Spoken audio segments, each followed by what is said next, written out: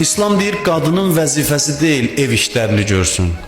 Qadının vəzifəsi deyil həyat yoldaşına xidmət eləsin, yemək bişirsin, uşağa baxsın.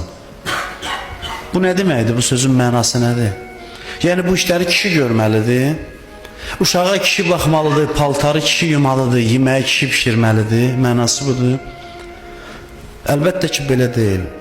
Mənası bu deyil. İslam bunu demək istəyir ki, mən istəmirəm ailədə hər şey qanunlarla tənzimlənsin, qanunlarla idarə olunsun. Ailə inzibati bir quruma çevrilməsin. İslam qanun qoymur, amma deyir ki, insan könüllü şəkildə, məhəbbətlə, sevgi ilə bu işləri görsün qadın.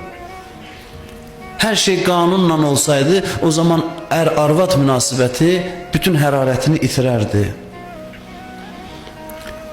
İslam istəyir ki, qadın mehribansılıqla, məhəbbətlə öz ailəsinə xidmət eləsin. Bunu sırf qanunun tələbi kimi icra eləməsin.